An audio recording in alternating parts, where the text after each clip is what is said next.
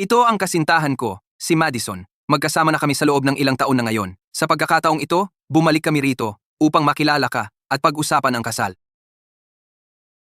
Ethan, ang mamuhay sa malaking syudad ay talagang nakakapagpabago. Lalo kang gumagwapo. Kaya pala nahanap mo si Madison, na napakaganda at napaka-elegante. Napakaganda talaga ni Madison. Ang makapangasawa ng ganyan kagandang asawa sa buhay na ito ay wala nang hihigit pa. Buwisit ka, pagkatapos ng ilang lagok ng murang alak na iyan, akala mo kung sino ka na, hindi ka ba pwedeng magsalita ng normal? Kain na, Madison, wag mo siyang pansinin. Prangka lang si Ryan, masaya lang siya para kay Ethan. Sobrang saya namin kay Madison. Bihira nang umuwi si Ethan. Sa tingin ko, bakit hindi natin itakda ang kasunduan para bukas? Imbitahan natin ang lahat at magkaroon ng pagtitipon. Bukas? Mr. Smith? Hindi ba ito masyadong minamadali? Hindi naman. Naihanda na namin ang lahat para sa kasunduan. Hinihintay na namin ang araw na ito.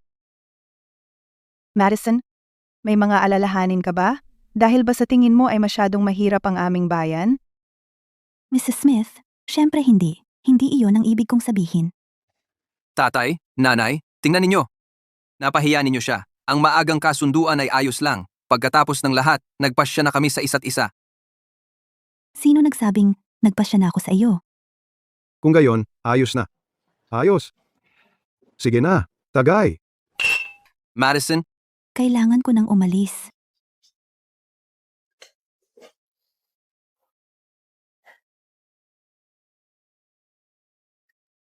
Ngayong gabi, alagaan mo ang sarili mo. Madison, dahil bihira kang umuwi, makipag-inuman ka pa kay Ryan. Siya.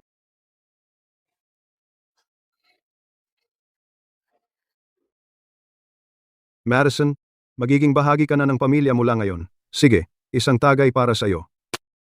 Gawang bahay na alak ito mula sa bigas, hindi ka nito malalasing. Salamat po, Mr. Smith. Malakas ka pala sa alak. Ako. Nahihilo ako ng sobra. Kung nahihilo ka, matulog ka na. Giginhawa ka pagkatapos magpahinga. Kung nahihilo ka, matulog ka na. Giginhawa ka pagkatapos magpahinga. Paano ako napunta dito? Magtatagay ako para sa iyo. Mag-ingat ka mamayang gabi. Nilagyan ba ng droga ang inumin na yon?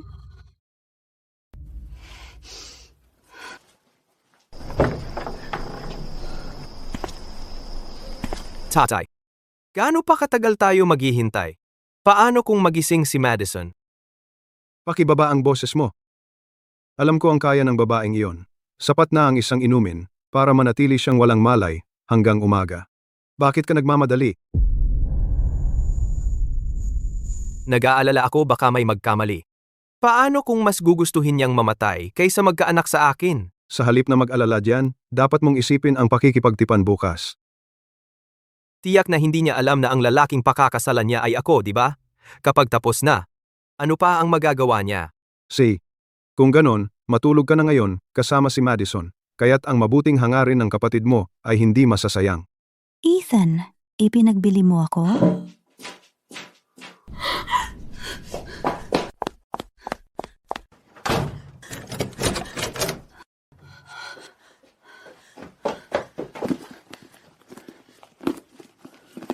Nasaan ang mga susi ng kotse? Nasa bag ko ang mga iyon. Kinuha ba ni Ethan ang mga iyon?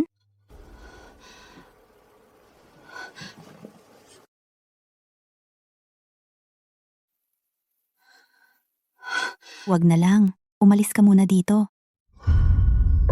Paano siya nakabalik ng ganun kabilis? Madison, natutulog ka ba? Buksan mo ang pinto. Madison, buksan mo ang pinto. Madison, lasing si Ethan. Dinala ko siya dito. Bantayan mo siya. Nagsisinungaling siya sa akin. Kung talagang lasing si Ethan, bakit siya masyadong tahimik? Madison, buksan mo ang pinto. Pasukin mo ako. Naririnig mo ba ako? Buksan mo. Buwisit. Buksan mo itong pinto. Alam kong nandyan ka. Huwag mong subukan.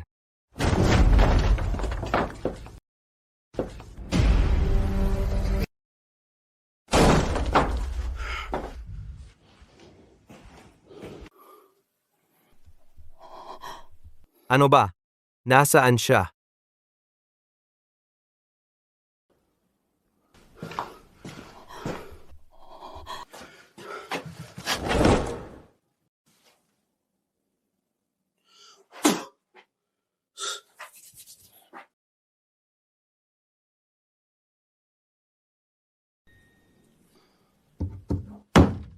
Ano ba? Wala talaga siya dito. Nasaan siya? Imposible iyon.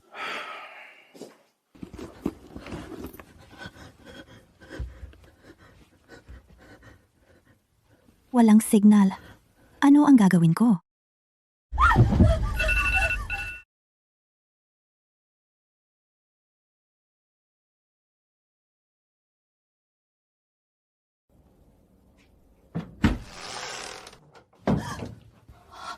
Mrs. Smith.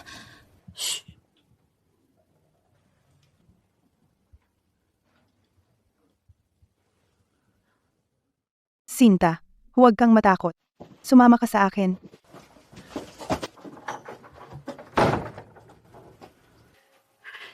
Dito ka lang. Huwag kang maingay. Pupunta ako kay Miller.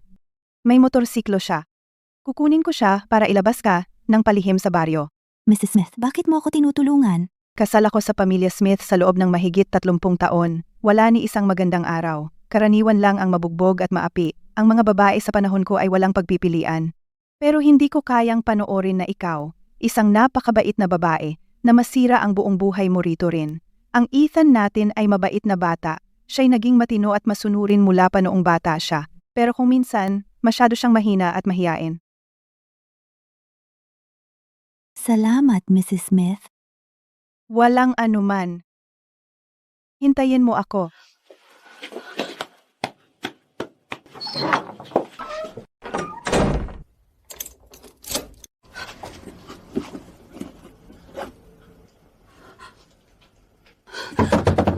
Uy, Mrs. Smith.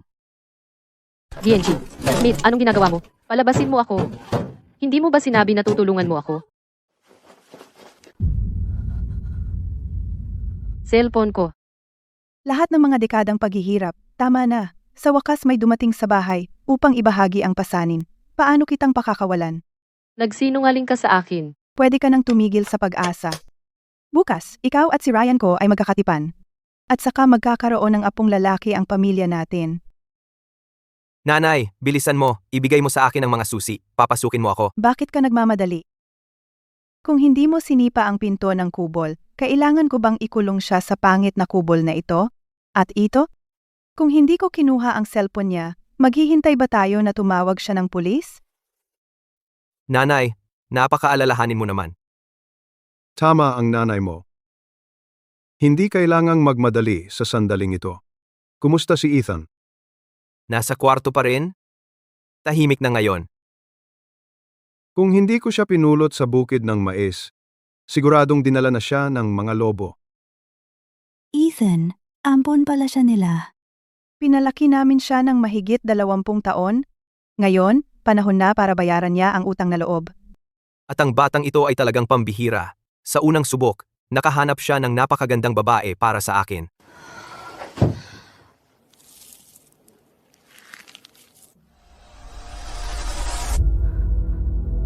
Kaya pala napakamasunurin si Ethan. Hindi ako pwedeng maupo lang at maghintay. Kailangan kong makahanap ng paraan para makalabas dito.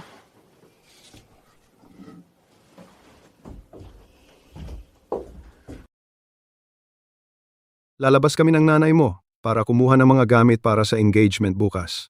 Bantayan mo siya. Huwag mong hayaang may mangyaring mali ulit. Kapag engaged na siya sa'yo, pwede mo nang gawin ang kahit anong gusto mo. Sa ngayon kumilos ka lang ng maayos. Si.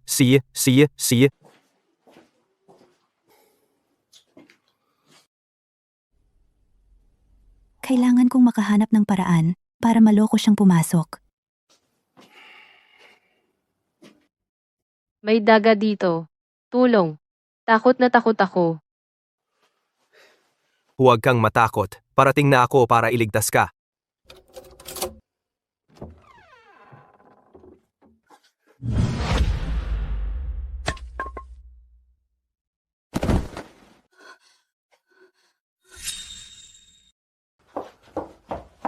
Dali, kailangan kong hanapin ang susi ng kotse.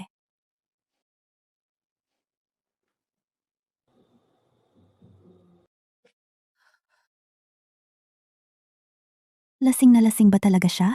Alam ba niya kung ano ang nangyayari?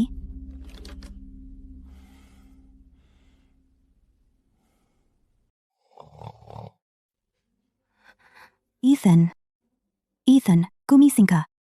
Ryan, ang akin ay sayo. Huwag kang mahiya.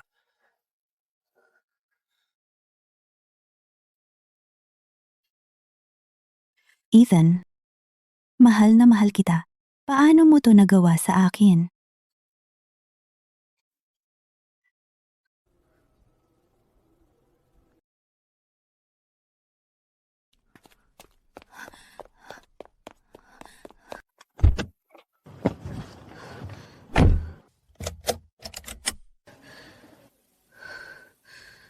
Dali, Paandarin mo na?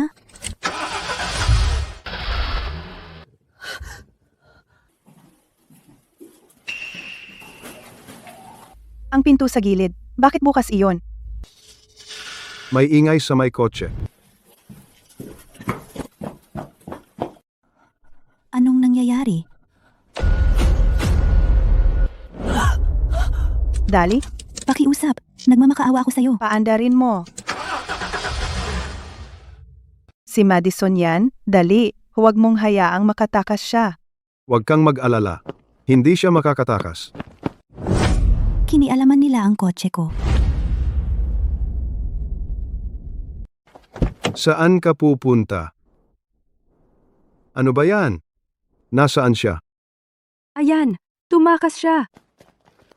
Habulin siya. Ibalik siya.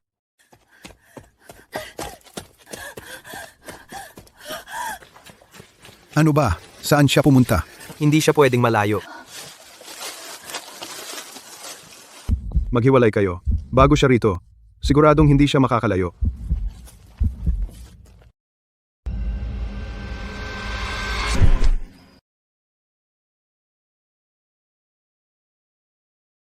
Pakawalan mo ako.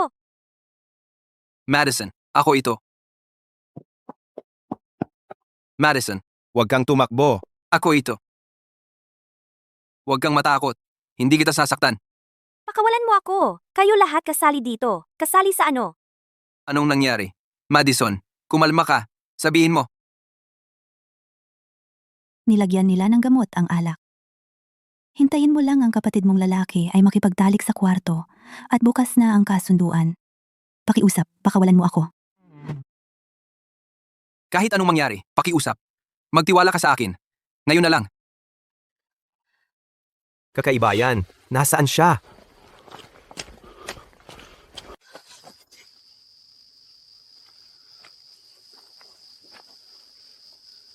Kung tumakas si Madison, sino ang magbibigay sa akin ng anak? Tingnan niyo doon. Shy. Hayop. Ethan, bakit hindi ka dumating para tulungan ako? Nilagyan din ng gamot ang inumin ko. Isang lagok lang ang ininom ko. At nahimatay ako. Akala ko talagang wala kang puso.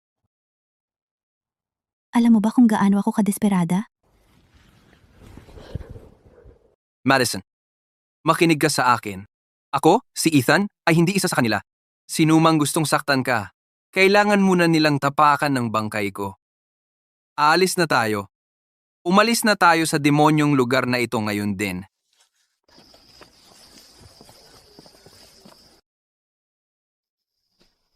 Magmaneho tayo.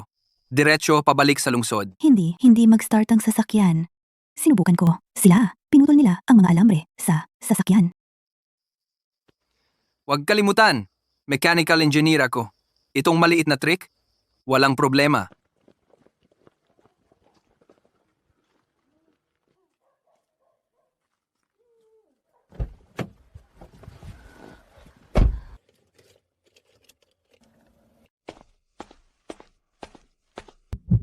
Halika na. Bilisan mo.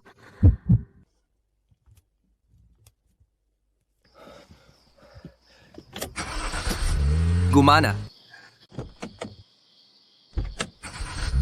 Kumapit ka ng mahigpit. Umalis na sila. Habulin sila. Lintek na panahon! Sa wakas, nakalabas na tayo.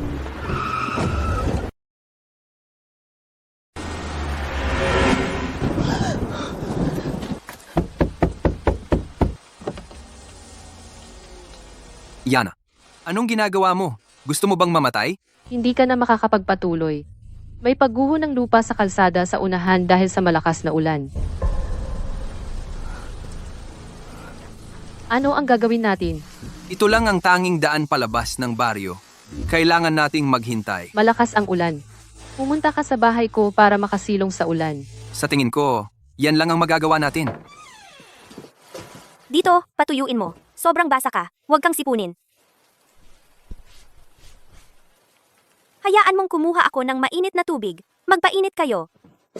Ethan, kailangan pa rin tayong mag-ingat. Okay lang. Magkasama kaming lumaki ni Yana. Mapagkakatiwalaan siya. Dito, uminom ka ng mainit. Madison, Mukha kang maputla. dali, uminom ka ng mainit na tubig. Magpainit ka? Baka magkasakit ka. Siya nga pala. Paano mo nalaman na nandoon kami? Ito lang ang tanging daan palabas ng baryo. Kung hindi doon, saan pa ba kayo? Paano mo nalaman na aalis kami sa baryo? Ako, nahihilo ako. Ang tubig na ito ay hindi tama. Ethan. Ethan. Pasok. Siyempre, kami ang nagsabi sa kanya. Ito ay tinatawag na, ano nga ba?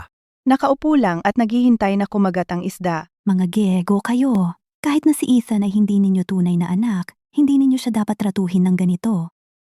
Pinalaki namin siya. Pinaaral namin siya. Hindi ba't para balang araw, maging kapaki-pakinabang siya? Madison, alam kong hindi ito patas sa inyo ni Ethan. Pero hindi dapat maubos ang mga Smith. Walang gaanong talento si Ryan. Walang babaeng gustong makasama siya. Maawa ka naman sa kapatid ni Ethan at kumpletuhin ang pamilyang ito. Tama. Kung wala ang mga Smith, wala si Ethan ngayon. Hiniram ko lang ang asawa niya para magkaroon ng anak. Huwag masyadong madamot. Madison, hindi mo ba mahal si Ethan? Kung gayon, dapat mong bayaran ang utang na loob niya. Lumaki kaming magkakapatid, lahat ay pinagsasaluhan namin. Kasuklam-suklam? Sinasabi ko sa'yo, talagang hindi. Hindi ako uminom ng tubig. Paano? Alam kong tuso kayong dalawa. Ang problema ay hindi lang ang basong iyon ng tubig, at pati na rin ang tuwalyang iyon.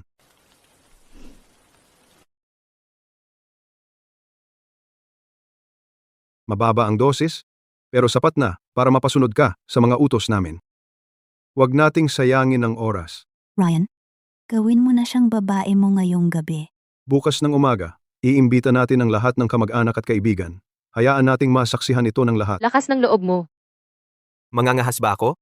Subukan mo at tingnan natin. May usapan tayo. Dadalhin ni Ryan si Madison. Si Ethan ay akin. Magsaya ka, pero huwag kang dumikit sa aming pamilya. Umaasa pa rin ako sa kanya para kumita para sa amin at susuportahan kami sa pagtanda. Huwag kang mag-alala. Alam ko ang mga limitasyon. Walang saysay ang pilitin. Isang babaeng tulad mo, noong unang panahon, karapat-dapat sa 1,000 paglubog sa kulungan ng baboy.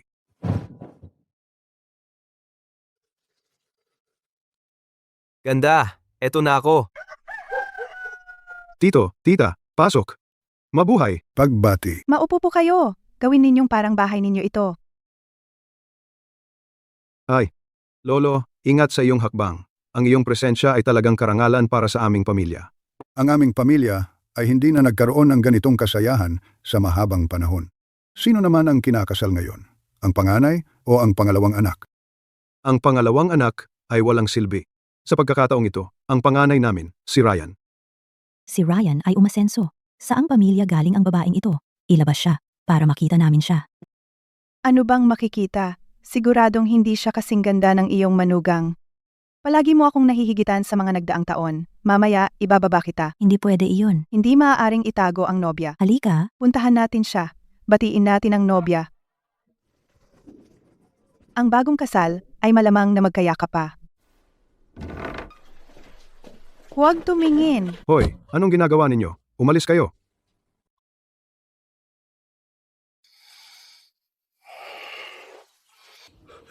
Paano? Paano nangyari ito?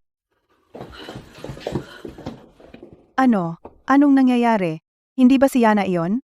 Bakit siya nasa kama ni Ryan? Hindi disente ang babaeng iyan. Sira na ang reputasyon niya sa buong paligid.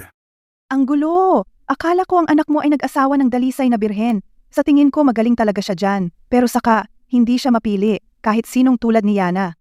Kukunin pa rin niya. Ikaw na walang kwenta, walang kakayahan na tanga. Sino? Sino ang naglakas loob na umatake sa akin? Ikaw na walang utang na loob. Ang kapal ng mukha mong saktan ako. Tay, hindi ko sinasadya. Anong nangyayari? Paano ako napunta dito?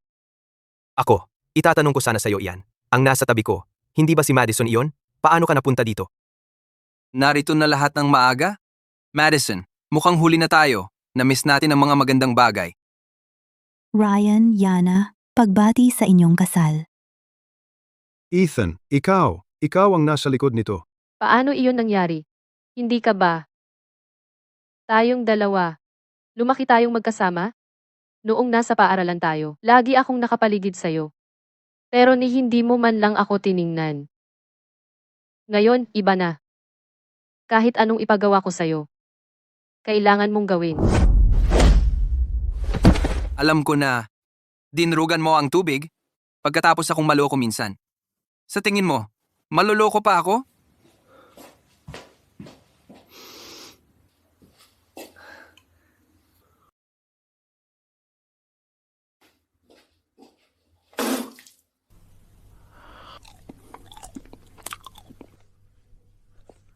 Uy, ganda! Paparating na ako!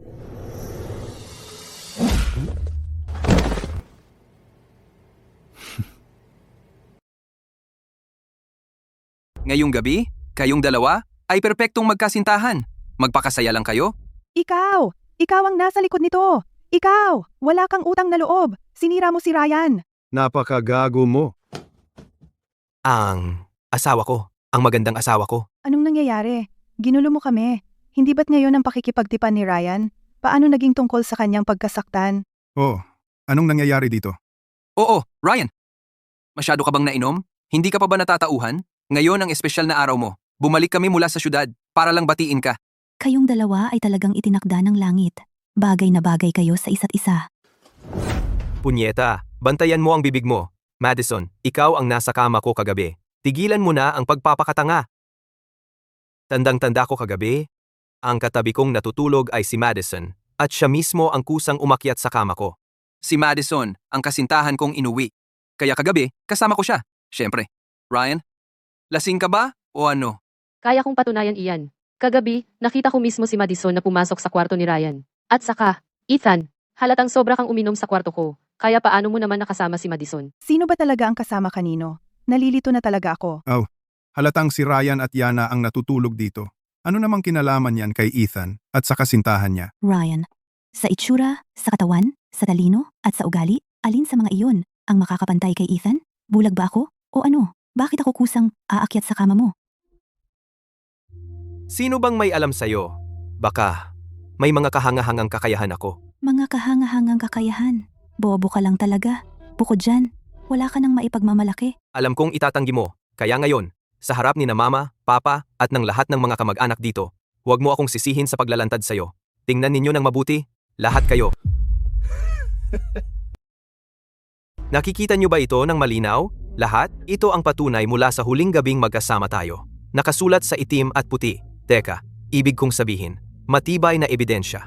Madison, hindi mo pwedeng sabihin na hindi ito sa iyo. Ang mga babae sa aming nayon ay walang ganito kauso na damit panloob.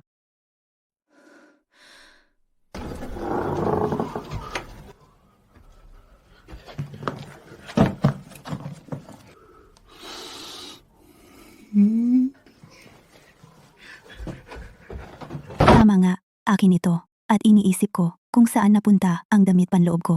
Kaya, ninakaw mo ito. Mabuti, inaamin mo na sa iyo ito. Ngayong nakipagtalik ka sa akin, ikaw na ang babae ko. Hindi mo ito maikakaila. Siya, dahil masyado kang sigurado na nakipagtalik tayo. Kung ganon, hayaan mong magtanong ako. Anong gusto mong itanong? Sa balikat ko, may tattoo. Dahil naging napakalapit mo sa akin, sabihin mo sa akin, ang tattoo bang ito sa kaliwang balikat ko o sa kanang balikat ko? Tattoo? Isang mabait na babaeng tulad niya? Paano siya magkakaroon ng tattoo? Nagkukunwari lang siya. Hindi ako maloloko. Madison, wag mo nang subukan. Kung pipiliin ko ang kaliwa o kanan, magkakamali pa rin ako dahil wala ka namang tattoo.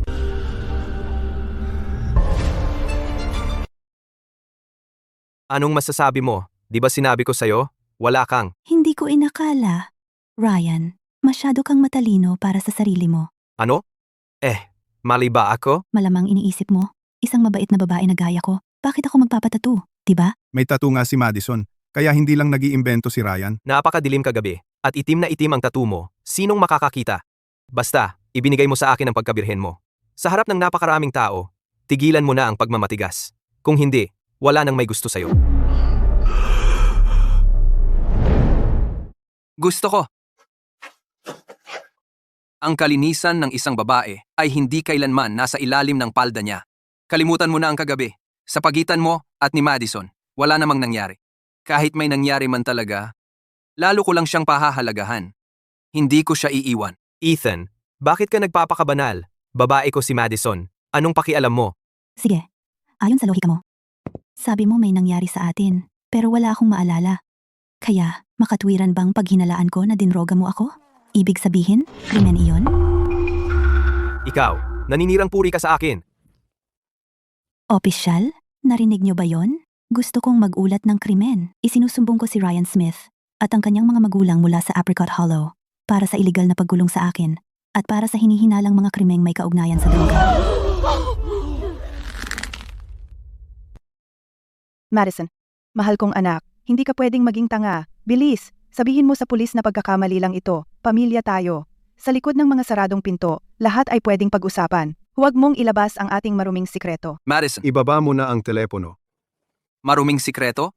Nagpaplano kang ipilit ang iyong sarili sa iyong hipag? Ginagawa ang asawa ng ampon na magsilang ng anak para sa biolohikal na anak. Mayroon pa bang mas kahiya-hiya at mas kasuklam-suklam pa rito? Madison, tama ang ginawa mo. Tawagan mo ang pulis at ipaaresto ang mga makamandag na taong ito, lahat sila. Huwag mong pakawalan kahit isa. Nakakagalit iyan. Talagang nakakagalit. Ano bang ginagawa nila? Eksakto. Sinisira ang reputasyon ng isang babae. Napakasama ng puso. Ang ampon ay anak pa rin? Bakit ganyan kang magpabor? Ano bang ginawa ko? Sinasabi ko lang ang totoo. Madison, siya. Hayop ka, manahimik ka. Hindi pa ba sapat ang kahihiyang ginawa mo sa amin? Ryan, ikaw. Nagpapakatanga ka. Ang tanging dapat mong gawin ngayon ay pakasalan si Yana. Tama iyan, Ryan. Ngayon ang kasunduan ninyo ni Yana.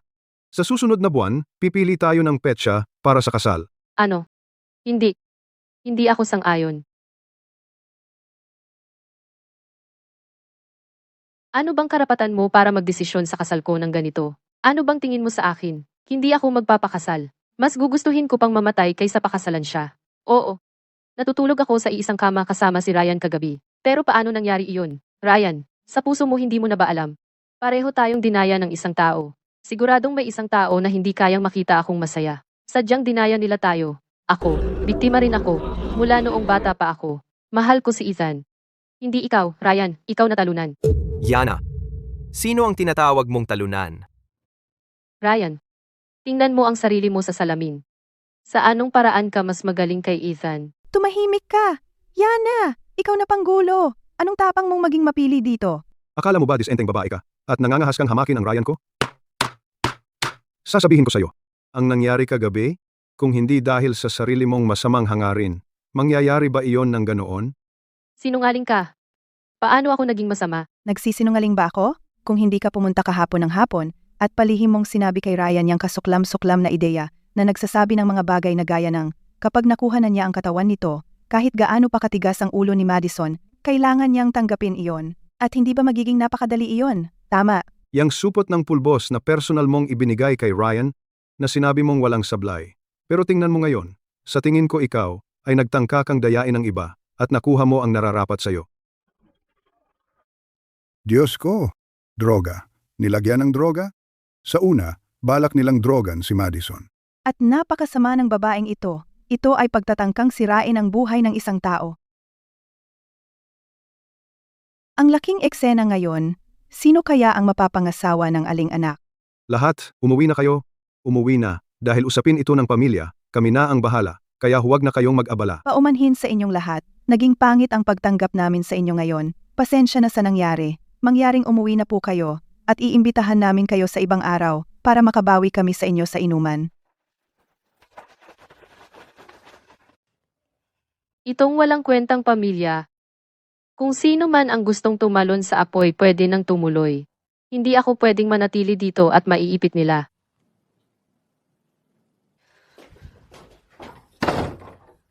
Ethan, tingnan mo! Tingnan mo ang pamilyang ito. Naging gulo na kayo. May ginawang katangahan si Ryan. Pero ikaw, ano naman? Bilang anak ng pamilyang Smith at kapatid niya, kailangan mo bang panoorin siyang masira? At panoorin ang pamilya nating maging ang katatawanan ng nayon bago ka makontento? Intindihin mo ito. Si Ryan ang gumawa ng gulo, at si Yana rin. Sinubukan nilang magbalak laban sa akin at kay Madison, kaya paano mo ako masisisi diyan? Pamilya tayo. Malaki ka na ngayon. At hindi mo man lang alalahanin ang kapakanan ni Ryan? Kung makukulong siya at masisira ang pangalan niya, ano ang mabuting maidudulot niyan sa iyo? Hindi mo man lang ba isipin ang pamilyang ito at si Ryan? Ethan, dahil umabot na tayo sa ganito, ang pag-alam kung sino ang tama o mali hindi na mahalaga. At ang pinakamahalaga ngayon ay ang pagliligtas sa dangal ng pamilyang Smith at pagliligtas kay Ryan. Ethan, nakikiusap ako sa iyo. Hindi mo na lang ba kayang pagbigyan si Ryan? Hayaan mo nang mapangasawa ni Ryan siya at isipin mo na lang na ito ay pag-aawa mo sa amin.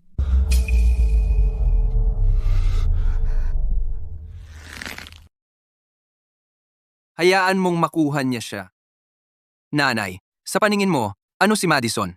Paano mo nagawang ipasapasa siya ng ganyan? Ethan, iniisip namin ang mas malaking larawan. Ryan, hindi madali para sa kanya na makahanap ng mabuting asawa. Pero ikaw, gwapo ka at estudyante sa kolehiyo. Makakahanap ka ng mas mabuti pa. Tama, Ethan? Walang kwenta si Ryan. Hindi kami mapakali kung umalis siya ng bahay. Pero iba ka, may kakayahan ka. Tiyak na makakahanap ka ng babaeng tagalungsod. 1,000 beses na mas mabuti kaysa kay Madison. 10,000 beses na mas mabuti. Oo, walang kwenta siya. Pero sa loob ng 5 taon na sunod-sunod, hindi man lang siya nakapasok sa mataas na paaralan. Ibinenta mo pa nga lahat ng meron ka para makapag-ulit siya ng pagsusulit. Paano naman ako?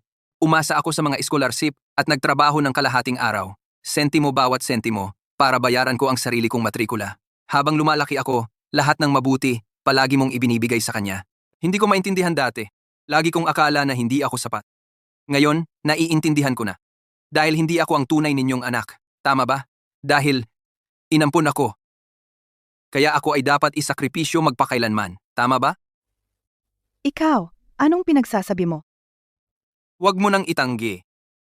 Hindi ko na inaasahan ang pagmamahal ninyo. At wala na akong pakialam kung saan ako nagmula. Pero si Madison ay hindi isang bagay. May isip at damdamin siya. May sarili siyang pagkatao. Hinding-hindi ko siya ibibigay kanino man. Lalo na ang mga taong nanakit sa kanya, gamit ang mga maruruming paraan. Ikaw na walang utang na loob na anak. Sinusubukan mo ba kaming ilibing ng maaga? Kung hindi ka namin pinalaki, wala ka. Pinapahalagahan ko ang lahat ng ginawa ninyo para sa akin, pero hindi ibig sabihin na may karapatan kayong saktan si Madison. Simula ngayon, ako si Ethan ay tapos na sa pamilya Smith.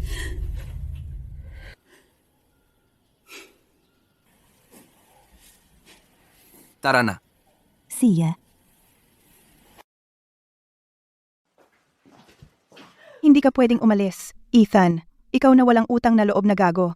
Pinalaki kita ng 20 taon ng walang kapalit. Gusto mong umalis? Sige, bayaran mo lahat ng gastos sa pagpapalaki sa'yo sa loob ng 20 taon, bawat sentimo. Ang pamilyang Smith ay hindi nagpapalaki ng mga taong walang utang na loob. Ikaw, pagkatapos ng lahat ng mga taon, nagbibilang ka pa rin ng pera? Ethan, alam ni Mommy na may hinanakit ka sa amin. Ngunit sa loob ng 20 taon, ang bigas at asin, wala ni isa sa mga iyon ang libre. May pakpak ka na ngayon, aalis ka na lang ng ganyan. Wala ka bang pagpapahalaga sa lahat ng ginawa namin, para sa'yo? Tigilan mo na ang kalokohan. Gusto mong umalis? Pagkatapos, magdala ka ng 1,000,000. Wala kahit 1 sentimo na kulang. Ryan, dahil sa gulo mo, nawalan siya ng asawa. Nasira ang reputasyon niya.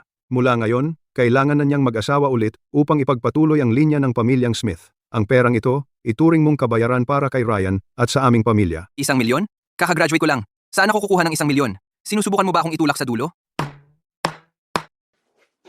1,000,000. Ganoon ba? Ang perang ito, ako ang sasagot. Madison, hindi. Hindi ko kayang tanggapin ang pera mo. Ito ang gulo ng pamilya ko. Ang mga magulang ko ay nasa negosyo. 1,000,000, kaya kong bayaran. Ikaw, seryoso ka ba? Talagang handa kang magbayad? Siyempre, darating ang pera bukas. Ngunit, pagkatapos kunin ang perang ito, sina Ethan at ang pamilyang Smith ay magiging ganap na hiwalay sa isa't isa. Kailangan namin ito sa sulat.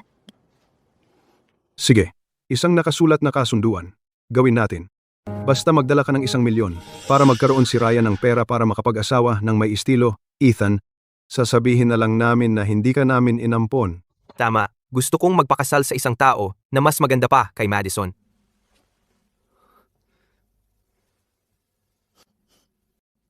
Usapan na, kumuha ka ng papel at panulat.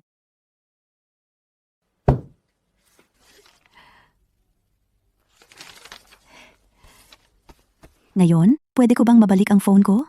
Kailangan kong tumawag para sabihin sa tatay ko na ihanda na ang pera.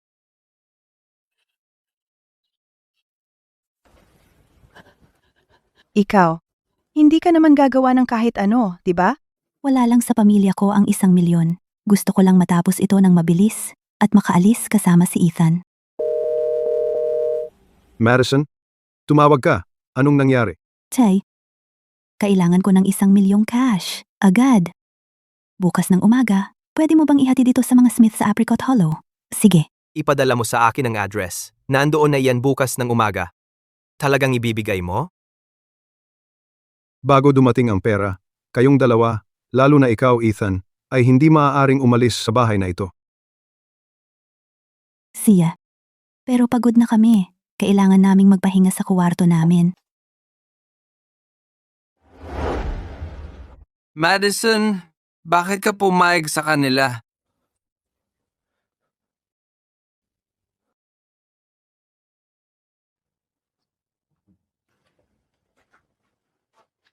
Ang buhay nila ay walang halaga. Pero kahit na tumawag tayo sa pulis, hindi yon makakapaglabas ng galit ko.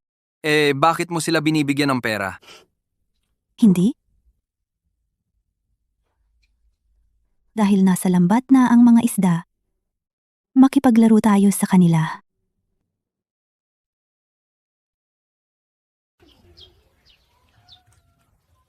Narinig mo na ba? Yung babaeng kasama ng mga Smith, si Madison na tagalungsod, hindi man lang kumurap at naglabas lang ng 1,000,000. Sabi niya para sa kasal ni Ryan. Diyos ko, 1,000,000. Gaano kataas kaya ang bunto noon? Ang pamilyang Smith, paano naman sila naging napakaswerte? Pagkatapos ng lahat ng gulo, nakuha pa rin nila ang ganoong kalaking halaga? Kung tatanungin mo ako, pera pampatahimik iyan. Kung hindi, bakit isang babaeng tagalungsod maglalabas ng ganoon kalaking pera para sa wala? Pinaghirapan ko ng husto. Bakit lahat ng pakinabang napupunta sa mga Smith? Noong gabing iyon, ako ang nasa kama ni Ryan. Kailangan niya akong panagutan. Kapag nakapag-asawa na ako sa angkan ng Smith, sa akin na ang 1,000,000 iyon. Diyos ko. Ryan, wala kang puso, walang hiya ka. Noong gabing iyon, sino bang kasiping mo? Alam na alam mo sa puso mo. Ngayong may pera ka na, itatanggi mo ba? Paano ako makapagpakita? Dito sa amin ngayon? Kayong lahat, kayo na ang humatol. Si Ryan at ako. Magkasama kami, alam mo. Dapat niya akong panagutan. Kailangan niya akong pakasalan. Kung hindi, magbibigti ako sa harap ng bahay ng mga Smith. Yana, ano bang pinagsasabi mo? Sino ba ang kasama mo? Tigilan mo na ang kaguluhan. Bumangon ka at umalis. Hindi ako aalis. Ryan, wala kang lakas ng loob na aminin? Noong umagang iyon, maraming tao ang nakakita sa atin na nasa kama. Sinusubukan mo bang umigtad? Talagang hindi. Pakakasalan mo ako, gusto mo man o hindi. Walang pagpipilian.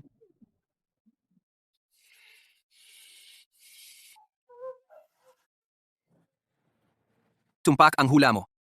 Kumagat ang isda sa pain at dumating. Ryan, sasabihin ko sa'yo, kung hindi ka papayag na pakasalan ako ngayon, hindi magiging madali para sa ating dalawa. Nakipagtalik ako sa'yo, at ang buong baryo ay makakapagpatunay niyan. Ikaw, babae ka.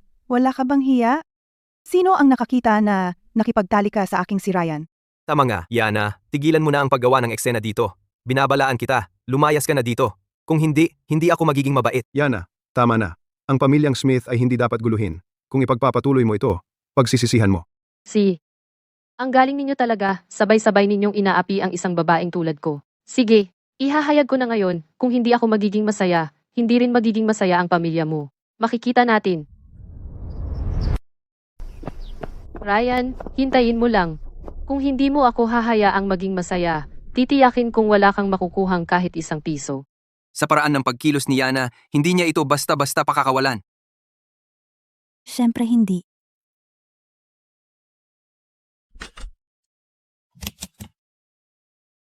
Diyos ko.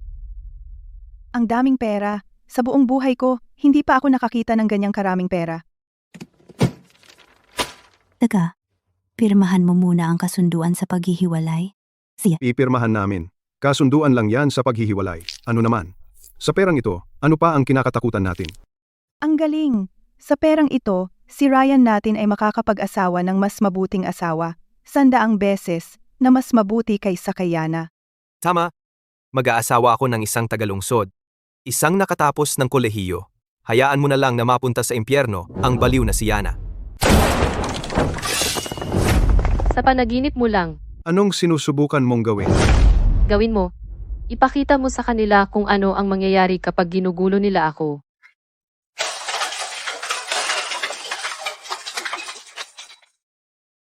Yana, Yana, nagkamali ako. Ang pera. Sa'yo na lahat. Maawa ka sa akin. ngayon, nagmamakaawa ka. Huli na. Gusto mo pa rin ng bagong asawa?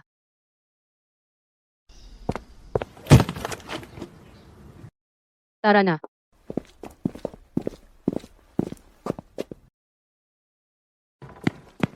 Huwag kayong gumalaw. Dumapa kayo. Kamay sa ulo ninyo.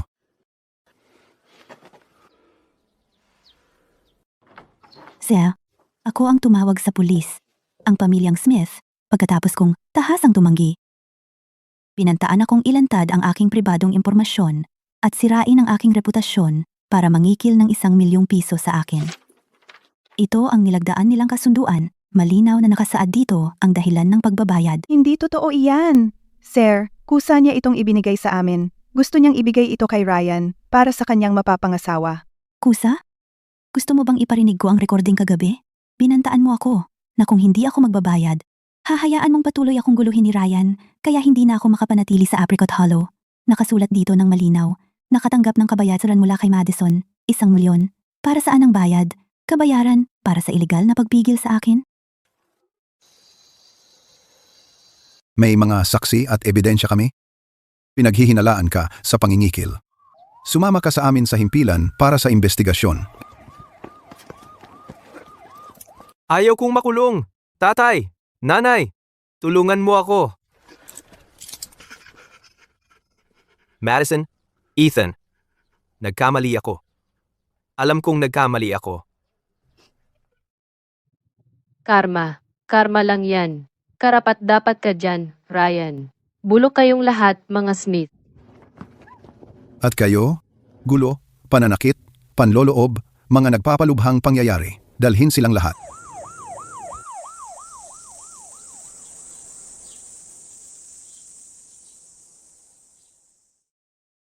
Madison, nagsisisi ka ba sa pagpunta mo rito?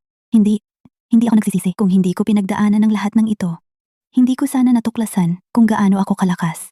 Ang nayong ito ay nagbigay sa akin ng napakaraming masasakit na alaala. Pero ngayon, malaya na tayong dalawa. Bibigyan kita ng bagong-bagong tahanan. Isang puno ng init at respeto.